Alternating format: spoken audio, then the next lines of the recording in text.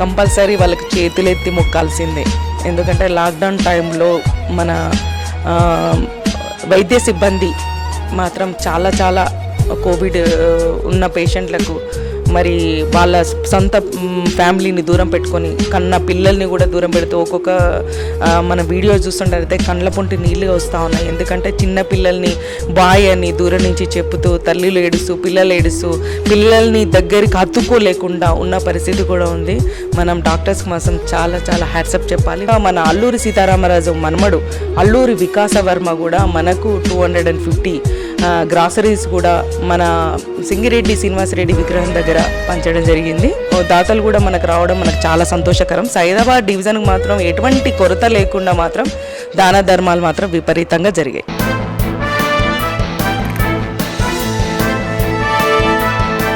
నమస్తే, విధుని స్వాగతం. లక్ష్యం సమాజితం. లాక్డౌన్ పీరియడ్లో మరి సైదాబాద్ కార్పొరేటర్ సింగిరెడ్డి స్వర్ణలత రెడ్డి గారు మరి పేద ప్రజలకైతేనేమి డివిజన్ ప్రజలకైతేనేమి మరి కరోనా రాకుండా ఎలాంటి చర్యలు తీసుకున్నారు వారి మాటలను తెలుసుకుందాం. నమస్తే. నమస్తే. మొత్తం చూస్తే లాక్డౌన్ 60 రోజులు బయటకు రాకుండా పరిస్థితి పేద ప్రజలైతే అందరూ అయితే ఒక ప్రజాప్రతినిధిగా మీ డివిజన్ ప్రజలకు ఫస్ట్ కరోనా వచ్చినప్పుడు దేశంలో లాక్డౌన్ స్టార్ట్ చేసినప్పుడు ఎలాంటి వారికి తెలియజేశారు? అంటే ఇంకా మన డివిజన్లో లాక్డౌన్ అంటే డివిజన్లో కాదు అంతటా కూడా లాక్డౌన్ స్టార్ట్ కాక ముందు నుంచే మేము కరోనాపై అవగాహన కల్పించడం జరిగింది. ఎందుకనంటే మహిళల్లో అవగాహన వచ్చినట్టయితే ఫ్యామిలీ అంతా కూడా సేఫ్ ఉంటుందన్న ఉద్దేశంతో మనము అంగన్వాడీ అంటే 3 టెంపుల్ దగ్గర మహిళలందరినీ పిలిపించి కూడా మనం వాళ్ళకు మాస్కులు శానిటైజర్ ఇస్తూ ఎలా మనం శానిటైజ్ చేసుకోవాలి, ఎలా మాస్కులు యూజ్ చేయాలంటూ వాళ్ళకు మనం మాస్కులు ఇవ్వడం శానిటైజర్ కూడా ఇవ్వడం జరిగింది. స్టార్టింగ్లో వాళ్ళకి అవగాహన కల్పించడం కోసము మనం లాక్డౌన్ అంటే మన కరోనా ఈ విధంగా వ్యాప్తి చెందుతుంది అని అయినప్పటి నుంచే మనము కరోనా పైన అవగాహన సదలు కూడా జరిపించడం జరిగింది. చూస్తే లాక్డౌన్లో ఇంట్లో నుంచి బయటకు ఎవరు వెళ్ళకూడదు. మరి పేద ప్రజలు చాలామంది కూలి చేసే వాళ్ళు కూడా ఉంటారు. వీళ్ళందరికీ కొంచెం వింతగానే అనిపిస్తుంది ఇంటి నుంచి బయటకు వెళ్ళకూడదని. మరి వాళ్ళకు శానిటేషన్ విషయంలో అయితేనేమి మాస్కుల విషయంలో అయితేనే ఎలా అప్రమత్తం చేశారు, అవేర్నెస్ ఎలా చేశారు మీరు? యాక్చువల్గా ప్రజలకు లాక్డౌన్ స్టార్ట్ అయినప్పటి నుంచి కూడా ప్రజలకు మనం అవగాహన కల్పిస్తూనే ఉన్నాము. ఎందుకంటే మాస్కులు కంపల్సరీ వేసుకోవాలి, మరి శానిటైజర్ అనేది యూజ్ చేయాలి కంపల్సరీ అందరు అనేది ఆల్రెడీ ప్రజలు కూడా అవగాహన అనేది ఈ కరోనా వల్ల పుణ్యం అంటూ తొందరగానే అందరూ కూడా నేర్చుకోవడం జరిగింది. మరి మనము శానిటైజర్ కూడా విపరీతంగా హైపోక్లోరైడ్ కూడా మనం చల్లించడం జరిగింది. దాంతోపాటు మనం డైలీ అంటే డివిజన్ గల్లీ కూడా మనం వదలలేదు. 3-4 టైమ్స్ కూడా మనం డివిజన్ మొత్తం చేపడం జరిగింది. అట్లే కాకుండా ప్రజలు ఎవరైనా మాకు శానిటైజర్ కావాలంటే కూడా మనం పంపించి కొట్టడం జరిగింది. మనము ఎందుకు అంటే ప్రజలు కరోనా అంటే భయభ్రాంతులకు గురయ్యారు. ఎందుకంటే అయ్యో ఏమైపోతుందో అంటే స్టార్టింగ్ ఉన్నంత భయం ఇప్పుడు లేకపోవచ్చు. స్టార్టింగ్లో విపరీతమైన ప్రజలు భయాందోళనకు గురైపోయి మాకేం శానిటైజరు మా ఇంటికి కొట్టండి లోపల కొట్టండి అన్నారు. అంటే యాక్చువల్గా ప్రజలకు అప్పుడు అవగాహన లేదు, కానీ ఇప్పుడు ప్రజలకు అవగాహన వచ్చింది. మనం ఏంటంటే ప్రతి గల్లీకి గేటు మళ్ళీ పక్కల అంతా కూడా మొత్తం రోడ్డుకి ఇరువైపులా కూడా కొట్టడం జరిగింది. ప్రజలకు అవగాహన వచ్చిన తర్వాత వాళ్ళే కేర్ తీసుకోవడం జరిగింది. మరి చిన్నపిల్లలు కానీ వృద్ధులు కానీ బయటికి రాకుండా చాలా జాగ్రత్తలు పడాము. ఎందుకంటే వృద్ధులకు కానీ చిన్నపిల్లలు కానీ తొందరగా అటాక్ అవుతుంది. మరి అంతేకాకుండా బీపీ షుగర్ కానీ ఏమన్నా క్యాన్సర్ కానీ మరి అట్లే ప్రెగ్నెన్సీ లేడీస్ కానీ ఇట్లాంటి వాళ్ళు బయటికి రావద్దని కూడా చెప్పడం జరిగింది. మనం చూస్తే మీ ఉన్నటువంటి నియోజకవర్గం మల్కపేట నియోజకవర్గం మొత్తం కూడా అంటే ఎక్కువ సంఖ్యలో ముస్లిమ్స్ ఉన్న ప్రాంతం. మీ డివిజన్లో 25%. అయితే ఫేస్బుక్లో అయితేనేమి బయట నుంచి అయితే మర్కజ్ నుంచి వచ్చినటువంటి ముస్లింల ద్వారానే కొంచెం వ్యాప్తి చెందింది అన్నారు. ఈ విషయంలో అంటే ఒక ముస్లిం వర్గాన్ని టార్గెట్ చేస్తున్నారు అన్నట్టుగా వెళ్ళిపోయింది. మరి మీ డివిజన్లో ఇలాంటి తారతమ్య భేదాన్ని మీరు ఎలా తీసేశారు? యాక్చువల్గా మా డివిజన్లో ఇట్లాంటి తారతమ్యాలు అంటూ ఏమి ఇప్పటివరకు అయితే లేవు. ముస్లిమ్స్ వీళ్ళు హిందువులు అని లేదు, అందరికీ సమానంగా మనం ముందుకు తీసుకెళ్తున్నాం. అది కూడా తీసుకెళ్ళడం కూడా కార్పొరేటర్ బాధ్యత. అంటే డివైడ్ రూల్ మనం పాటించినట్టయితే ఇట్లాంటివి మనకు రావడం జరుగుతుంది. కాబట్టి మన డివిజన్లో పెద్దగా ముస్లిమ్స్ హిందూస్ అనేది ఏమీ లేదు, అందరూ ఫ్రెండ్లీగా ఉంటారు. కాబట్టి మాకంతా కూడా ఇది ముస్లిం ఏరియా అనేది కూడా మాకంతా పెద్దగా దాని మీద చేసి చూపెట్టాలన్న ఉద్దేశం కూడా మాకు లేదు. జనరల్గా ఒక దశలో ముస్లిమ్స్ మాస్కులు వాడట్లేదు అని చెప్పుకొచ్చారు. తర్వాత మరి మీ దృష్టికి వచ్చిన ఇలాంటిది ఒకవేళ వస్తే ఎలాంటి వాళ్ళకి తెలియజేశారు?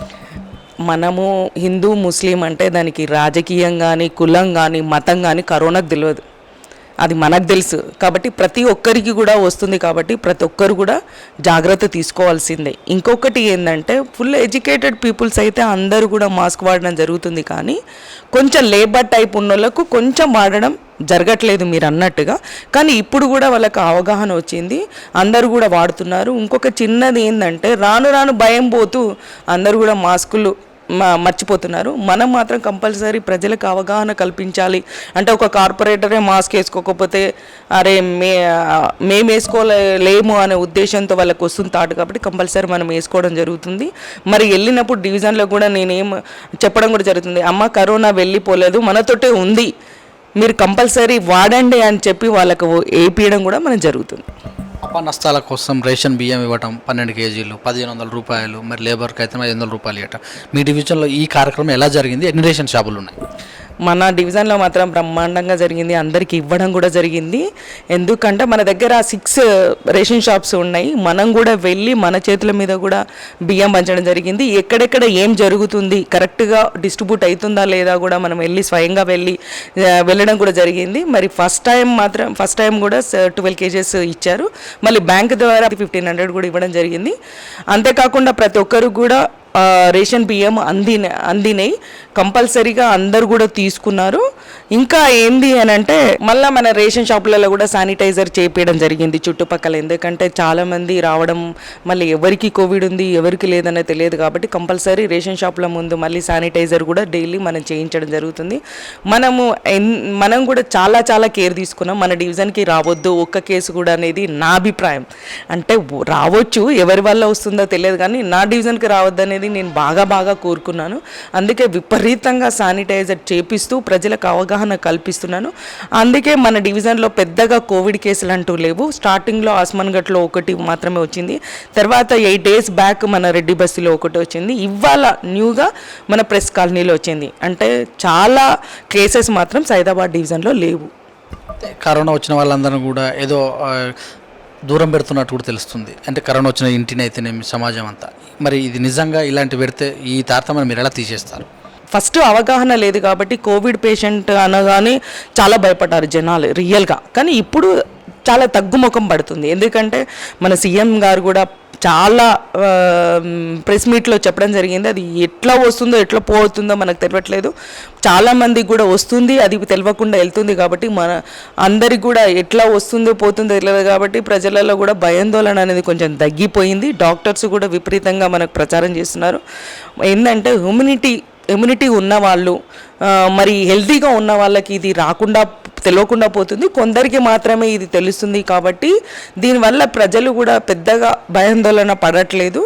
దీనిని కోవిడ్ పేషెంట్ అని కూడా దూరం కూడా ఎవరు పెట్టట్లేదు, ఎందుకంటే వాళ్ళు 12 days వచ్చిన తర్వాత కూడా హోమ్ క్వారంటైన్లో ఉంటారు. కాబట్టి ఇట్లాంటి సిచ్యువేషన్ అయితే నేను డివిజన్లో ఇప్పటివరకు చూడలేదు.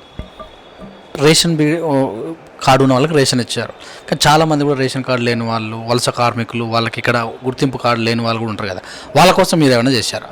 అంటే వలస కార్మికుల కోసం మనం ఫస్ట్లో ఒక 500 పంచడం జరిగింది. అది ఏంటంటే కరెక్ట్గా మన డివిజన్కి అందలేదు ఏమో అని చాలామంది వలస కార్మికులు కూడా వచ్చి, మేడం మాకు రేషన్ లేదు, మేము బయట నుంచి వచ్చాము, ఇప్పుడు పనులు కూడా లేవనని చెప్పడం జరిగింది. అప్పుడు ఎంఆర్ఓతో మాట్లాడడం వల్ల మన రిప్రజెంటేషన్ ఇస్తూ కలెక్టర్కి ఇస్తూ కాపీ టు ఎంఆర్ఓకి ఇచ్చి మనం 450 పెట్టుకున్న తర్వాత కూడా మళ్ళీ మనం అంటే ఒక్క దగ్గర పంచడం వల్ల డివిజన్ మొత్తము ఉన్న వాళ్ళకు వలస కార్మికులకు దొరకదేమో అనే ఉద్దేశంతో మనం 3 places అంటే మొబైల్ ద్వారా వాళ్ళకు డిస్ట్రిబ్యూట్ చేయడం జరిగింది. 500 ఇస్తూ మరి ప్రతి ఒక్కరికి కూడా 12 kgs బియ్యము నా సైదాబాద్ డివిజన్ కూడా అందరికీ రావాలనే ఉద్దేశం కూడా ఇవ్వడం 450 ఇవ్వడం జరిగింది. 3 places పెట్టి ఇవ్వడం జరిగింది.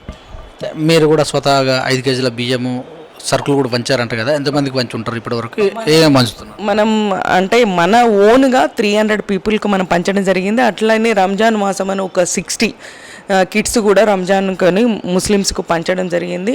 మళ్ళీ అంతేకాకుండా దాతల నుంచి కూడా మనం విపరీతంగా తీసుకొచ్చి మన డివిజన్లో అందరికీ అందాలని ఉద్దేశంతో కూడా దాతలు కూడా విపరీతంగా తీసుకొచ్చి మేము పంచుతాం అన్నప్పుడు కూడా కంపల్సరీ మా డివిజన్లో పంచుమని వాళ్ళని కూడా తీసుకొచ్చడం జరిగింది. మన మెయిన్ పంచకాలనీ వాళ్ళు మనకు ఒక 200 కిట్స్ పంచారు. ఏంటంటే మామిడి రామయ్య నగర్, పిల్లి గుడిచెల్లు, మళ్ళీ ఆస్మాన్ గఢ్, ఇవి 3 ప్లేసెస్లో వాళ్ళు పంచడం జరిగింది. ఇంకా దాతలు కూడా మనకు మళ్ళీ 100 కిట్స్ మనకు హర్జన్ బస్తీ మళ్ళీ దేవి ప్రసాద్ అన్న తన బర్త్డే సందర్భంగా లంబడ్ బస్తీ పంచాడు. అర్జున్ బస్తీ, లంబడ్ బస్తీ, ఇట్లా అన్ని బస్తీలను కవర్ చేస్తూ మనం చాలా పంచడం జరిగింది. దగ్గర ఒక 1000 వరకు కూడా మనం దాతల ద్వారా వీరి ద్వారా కూడా మనం పంచడం జరిగింది. ఇంకా అంతేకాకుండా దాతలు ముందుకొచ్చి మనకు తెలియకుండా కూడా ఇవ్వడం జరిగింది. మళ్ళీ పూసల సంఘం నుంచి మొన్న 560 కిట్స్ కూడా పంచడం జరిగింది. సింగిరెడ్డి స్ఫూర్తితో ఒక 560 కిట్స్ కూడా మన డివిజన్లో పూసల బస్సులో పంచడం జరిగింది. అయితే అన్నదాన కార్యక్రమం కూడా చేశారని తెలుస్తుంది దాతల ద్వారా. అంటే ఎక్కడ చేశారు, ఎన్ని రోజులు చేశారు?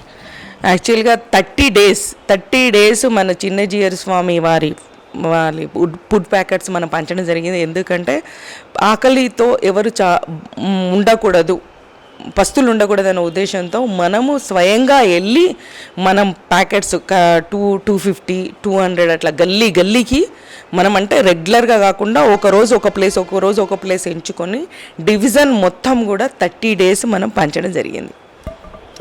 మీరు కూడా మరి ప్రతి ఏరియా తిరిగేటప్పుడు ఎలాంటి నియమ నిబంధనలు చేస్తున్నారు, ప్రజలను ఎలా అప్రమత్తం చేస్తున్నారు? ప్రతి ఒక్కరికి పబ్లిక్ అంటే మనం దీన్ని తీసుకొని ఫుడ్ ప్యాకెట్స్ పంచడం ఇంకొక రెండో ఉద్దేశం ఏంటంటే లాక్డౌన్లో ప్రజలు బయటికి రారు, వాళ్ళ సమస్యలు కూడా మనకు తెలియవు కాబట్టి తెలుసుకోవాలన్న ఉద్దేశం కొద్దీ గల్లీ తెలిసినప్పుడు వాళ్ళ ప్రాబ్లమ్స్ ఏందో మనకు ఈజీగా తెలుస్తుందన్న ఉద్దేశంతో కూడా మనం గల్లీకి ఫుడ్ ప్యాకెట్స్ ఇస్తూ ఏం ప్రాబ్లం ఉన్నాయో తెలుసుకోవడం వల్ల మనకు డైరెక్ట్ ఫోన్ చేయకుండా వాళ్ళ మనసులో వాళ్ళే ప్రాబ్లమ్స్ పెట్టుకొని మదన పడే వాళ్ళు కూడా కొంతమంది మనకు కనిపించారు. వాళ్ళని కూడా ఫోన్ నెంబర్లు తీసుకొని అక్కడక్కడే కొన్ని ప్రాబ్లమ్స్ సాల్వ్ చేయడము, తర్వాత కూడా వాళ్ళ ఫోన్ నెంబర్స్ తీసుకొని వాళ్ళ ప్రాబ్లమ్స్ కూడా చేయడం జరిగింది. ఇంకొకటి చిన్నది ఏంటంటే మనం హార్టికల్చర్ మొత్తం కూడా కోవిడ్ మీద ఉంది, జిహెచ్ఎంసీ కూడా మొత్తం కోవిడ్లో ఉంది కాబట్టి కొంచెం బ్రాంచెస్ కట్ చేయడం అన్నది మాత్రం కొంచెం ప్రాబ్లమెటిక్గా అయింది. కానీ ఎందుకంటే డిఆర్ఎఫ్ మనకి ఎమర్జెన్సీ అంటే చెట్లు పడిపోవడము, పెద్ద చెట్లు కొమ్మలు పడిపోయినప్పుడు ఎమర్జెన్సీ డిఆర్ఎఫ్ టీం వచ్చి మాత్రం ఇవి ఇమీడియట్గా లిఫ్ట్ చేయడం జరిగింది. మనకేంటంటే ప్రజలు ఎటువంటి పరిస్థితుల్లో కూడా బాధపడకూడదు ఈ లాక్డౌన్ టైంలో అనేది మనం వెళ్ళి ప్రతి ఒక్కరి యోగక్షేమాలు తెలుసుకోవడం జరిగింది. దానివల్లనే మాకు రేషన్ కావాలి, మళ్ళీ మేము వేరు ఇప్పుడు బీహార్, ఉత్తరాఖండ్ ఎక్కువగా వచ్చారు. బీహార్, ఉత్తరాఖండ్ వాళ్ళు, వెస్ట్ బెంగాల్ వాళ్ళకు మళ్ళీ ఆంధ్ర వాళ్ళకు కూడా విపరీతంగా మనం మన డివిజన్లో డిస్ట్రిబ్యూట్ చేస్తూ మళ్ళీ మేము మా పరిస్థితి ఇట్లా ఉంది, మేము వెళ్ళిపోవాలనే ఒక వాళ్ళ ఏంటంటే మేము ఇక్కడి నుంచి వేరే రాష్ట్రాలకు వెళ్ళాలని కూడా మనం ముందు పెడితే మనం కూడా ఎంఆర్ఓతో మాట్లాడడం జరిగింది. ఎట్లయితే వీళ్ళు వెళ్ళిపోతారు, ఎట్లయితే వీళ్ళని పంపించడం జరుగుతుందంటే లాస్ట్కు కేసీఆర్ గారు మనము బస్సెస్ పెట్టి మళ్ళీ ట్రైన్స్ పెట్టి పంపించడం జరుగుతుందని తెలిసిన తర్వాత కూడా విపరీతంగా జనాలు ఇక్కడి నుంచి ఒక 75% మాత్రం వెళ్ళిపోవడం జరిగింది, ఒక 25% మాత్రం ఉండడం జరిగింది. లాక్డౌన్ ఇంత కఠినంగా చేశారు సడలింపుల తర్వాత, కానీ కొంత సడలింపు ఇచ్చిన తర్వాత అంటే వైన్ షాప్లు ఓపెన్ చేసిన తర్వాత కేసులు పెరిగాయి అన్నట్టుగా కూడా ప్రజలు అంటున్నారు. సోషల్ మీడియాలో అంతటా కూడా గుస్సా ఉంటుంది ఈ మ్యాటర్. నిజమేనా? దీని మీద మీరు ఎలాంటి స్పందన? అంటే వైన్ షాపులు తెరిసిన తర్వాత ఇక కోవిడ్ అంటిన తర్వాత సడలింపు ఇచ్చిన తర్వాత ప్రజలు బయటికి రావడం సహజమే, ఆ కోవిడ్ అంటుకోవడం అనేది కూడా సహజమవుతుంది. ఎందుకంటే ప్రజలు ఎంత దగ్గర మూవ్ అవుతారో అంత దగ్గర వచ్చినప్పుడు స్ప్రెడ్ అవుతుంది కంపల్సరీ. ఇంకొకటి ఏమవుతుందంటే వాళ్ళని కంపల్సరీ డిస్టెన్స్ పెడుతూ పోలీసు వాళ్ళు ఆధ్వర్యంలో వీళ్ళు జరిగింది కాబట్టి ఇట్లాంటి తీసుకునే టైంలో అయితే మాత్రం కోవిడ్ ఒకరికొకరిగా అంటుకోలేదనే చెప్పొచ్చు. తీసుకున్న తర్వాత వాళ్ళు వాళ్ళ ఫ్యామిలీలకు లేకపోతే తాగి ఒక గ్రూప్గా తాగితే మాత్రం ఇట్లాంటి సిచ్యువేషన్ ఎదురవుతుంది. కానీ వాళ్ళు వెళ్ళి వాళ్ళ ఇండ్లలో తాగిరు కాబట్టి నేను ఎక్కువ స్ప్రెడ్ కాలేదేమో అని నా పర్సనల్ ఉద్దేశం. చూసినట్టయితే ఈ యొక్క లాక్డౌన్ ఏర్పడిన కాడికి జిహెచ్ఎం సిబ్బంది, వైద్యులు, పోలీసులు కూడా ఎర్రటెండకు రాత్రి అనక పగలనక ఫ్యామిలీకి దూరంగా ఉంటూ కూడా సేవలు చేశారు. వీళ్ళ సేవలకు గుర్తింపు మీరు ఎలాంటి సందేశాన్ని ఇస్తారు? కంపల్సరీ వాళ్ళకి చేతులెత్తి మొక్కాల్సిందే. ఎందుకంటే లాక్డౌన్ టైంలో మన వైద్య సిబ్బంది మాత్రం చాలా చాలా కోవిడ్ ఉన్న పేషెంట్లకు మరి వాళ్ళ సొంత ఫ్యామిలీని దూరం పెట్టుకొని కన్న పిల్లల్ని కూడా దూరం పెడుతూ ఒక్కొక్క మన వీడియోస్ చూస్తుంటే కండ్ల పొంటి నీళ్ళుగా వస్తూ ఉన్నాయి. ఎందుకంటే చిన్న పిల్లల్ని బాయ్ అని దూరం నుంచి చెప్పుతూ తల్లిలు ఏడుస్తూ పిల్లలు ఏడుస్తూ పిల్లల్ని దగ్గరికి హత్తుకోలేకుండా ఉన్న పరిస్థితి కూడా ఉంది. మనం డాక్టర్స్కి మాత్రం చాలా చాలా హ్యాట్సప్ చెప్పాలి. మళ్ళీ అట్లే పోలీసు కూడా చాలా చాలా కష్టపడుతూ మరి రోడ్ల మీద ఎవరు రాకుండా కూడా చాలా చాలా కట్టుదిట్టమైన చర్యలు తీసుకున్నారు వాళ్ళు కూడా. మళ్ళీ జిహెచ్ఎంసీ సిబ్బంది కూడా కరోనా టైంలో మరి ఇంటింటికి మరి చెత్త లిఫ్ట్ చేసే వాళ్ళు ఇంటింటికి కూడా లిఫ్ట్ చేయడం జరిగింది. ఎందుకంటే ఎవరికి కోవిడ్ ఉందో ఎవరికి లేదో తెలియకున్నా కూడా వాళ్ళ బాధ్యత మరి బ్రహ్మాండంగా వాళ్ళు నిర్వర్తించారు. మరి జిహెచ్ఎంసీ సంబంధి రోడ్లు కూడా ఊడ్స్తూ మరి అంత క్లీన్గా పెట్టడం జరిగింది. వాళ్ళకు కూడా మనం అప్రిషియేట్ చేయాలి. అట్లే ముఖ్యంగా మళ్ళీ ఆశా వర్కర్లు కూడా చాలా చాలా కష్టపడ్డారు. వాళ్ళ అందరికీ మాత్రం చేతులెత్తి మొక్కాలి ఈ కోవిడ్ టైంలో.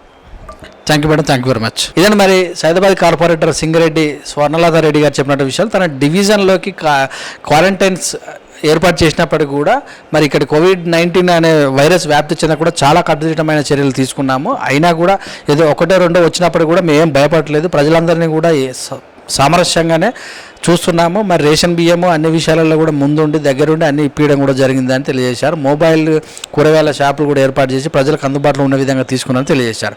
చూస్తున్నటువంటి with news cameraman మహేష్తో me Suresh Dandu.